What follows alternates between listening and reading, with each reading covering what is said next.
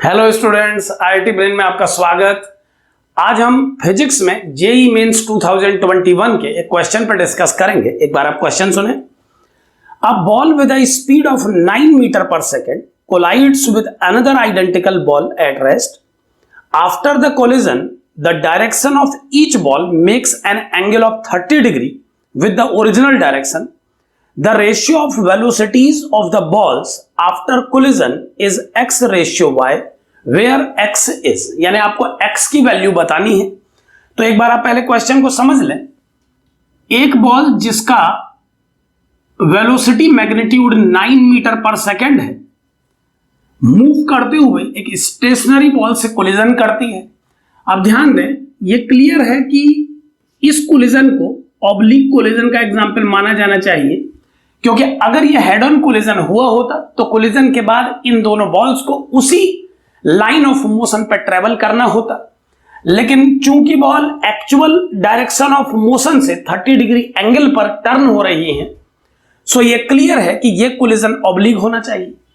अब 9 metre per second से चलने वाली इस बॉल का मास अगर मैं m कंसिडर करूं तो यह गिवन है कि रेस्ट में जो बॉल है वो आइडेंटिकल है, यानी इसका मास भी m होना चाहिए। इसकी स्पीड को मैं कोलिजन से पहले 0 मीटर पर सेकेंड लिख रहा हूं। कोलिजन के बाद ये बताया गया है कि दोनों balls original direction of motion से 30 डिग्री एंगल बनाती हैं। तो कोलिजन के बाद का पिक्चर हम कुछ ऐसे प्रेजेंट कर पाएंगे कि अब दोनों बॉल्स इस तरह से मूव कर रही हैं कि एक्चुअल डायरेक्शन से 30 डिग्री एंगल बना रही है।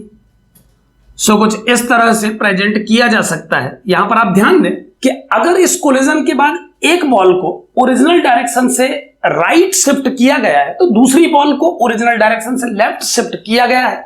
हम ये जानते हैं कि कोलिजन से पहले इस सिस्टम के पास केवल मोशन की ओरिजिनल डायरेक्शन में ही मोमेंटम था। तो यह क्लियर है कि कोलिजन के बाद भी मोमेंटम केवल ओरिजिनल डायरेक्शन ऑफ मोशन में ही होना चाहिए। सो एक बॉल को राइट और एक को लेफ्ट शिफ्ट करके हम इनके मोशन की ओरिजिनल डायरेक्शन के परपेंडिकुलर डायरेक्शन में कंपोनेंट को कैंसिल करना चाहेंगे। यहां पर यह बात ध्यान दें कि अगर आप इन दोनों बॉल्स को original motion direction, initial motion direction से सेम साइड भी 30 डिग्री पर बनाते तो उस केस में भी कंप्लीट मैथमेटिक्स सॉल्व करने के बाद हमें यह इंफॉर्मेशन मिल जाती कि एक बॉल को लेफ्ट शिफ्ट होना चाहिए और एक बॉल को राइट।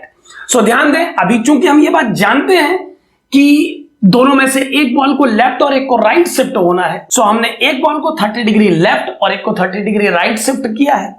अब ध्यान दें, अगर मैं एक्स एक्सिस की डायरेक्शन को आई कैप और वाई एक्सिस को जे कैप से प्रेजेंट करूं तो इनिशियली कोलिजन से पहले इस सिस्टम का net momentum 9m I cap लिखा जा सकता है।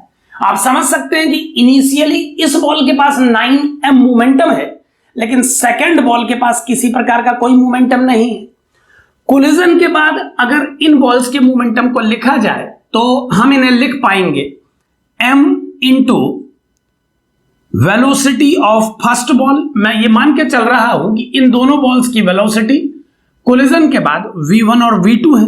So m into v1 cos 30 I cap plus m into v1 sin 30 J cap. कुछ इस तरह से हम फर्स्ट बॉल के मोमेंटम को लिख पाएंगे और सेकेंड बॉल का मोमेंटम होगा m into v2 cos 30 I cap minus m into v2 sin 30 J cap. कुछ इस तरह से सेकेंड बॉल के मोमेंटम को लिखा जाएगा। और चूंकि हम जानते हैं कि किसी प्रकार का कोई एक्सटर्नल फोर्स इस सिस्टम पर परफॉर्म नहीं कर रहा है इस प्रोसेस में, तो कोलिजन के पहले और कोलिजन के बाद मोमेंटम को इक्वल किया जा सकता है। सो इन दोनों मोमेंटम को सिमिलर होना चाहिए। सो कंपेयर करने पर जो आउटकम हमें मिलेगा, एक बार आप उसे ध्यान से देखें, वो होगा 9m I cap equal to mv1 cos 30 I cap plus mv2 cos 30 I cap. So मैं इसे लिख दे रहा हूं mv1 plus v2 cos 30 I cap, और सेकेंड टर्म में हमें मिलेगा m into v1 minus v2 sin 30 J cap. यानी कुछ इस तरह से प्रेजेंट किया जा सकेगा मोमेंटम कंजर्वेशन की इक्वेशन को। और अब अगर हम i और j के कोफिशिएंट कंपेयर करें बोथ साइड, तो जो आउटकम हमें मिलेगा उसे आप ध्यान से देखें, वो होगा 9m equal to m into v1 plus v2 cos 30। ये i के कोफिशिएंट को कंपेयर करने पर हमें मिल रहा है। और अगर हम j के कोफिशिएंट कंपेयर करें तो लेफ्ट साइड j का कोई टर्म नहीं है, सो इसे 0 होना चाहिए। So m v1 minus v2 into sine 30 equal to 0 होना चाहिए। और अब इसे सॉल्व करने पर जो आउटकम मिलेगा आप उसे क्लियरली देख सकते हैं, वो है v1 इक्वल टू v2, यानी कोलिजन के बाद दोनों बॉल्स की वेलोसिटी को सिमिलर होना चाहिए। अब यहां पर ध्यान दें, इस क्वेश्चन में गिवन है कि ratio of velocities of the balls after collision is x ratio y।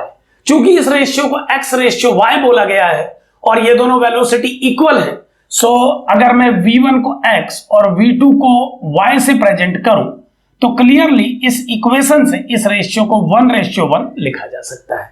और चूंकि इस प्रॉब्लम में हमसे केवल x की वैल्यू को पूछा गया है तो x की वैल्यू को होना चाहिए y। सो इस तरह से इस प्रॉब्लम को सॉल्व किया जा सकता है। सेकंड कंडीशन जो i के कोफिशिएंट कंपेयर करके हमने बनाई है, उस इक्वेशन में v1 और v2 को सिमिलर अप्लाई करने पर आप वेलोसिटी की एक्चुअल वैल्यू भी जान पाएंगे। एक बार हम उसे भी कैलकुलेट करेंगे, वो क्या होगी देखें, वो होगी 9 equal to v1 plus v1, it is 2v1 into cos 30। और अब इसे सॉल्व करके v1 का वैल्यू आ जाएगा 9/√3।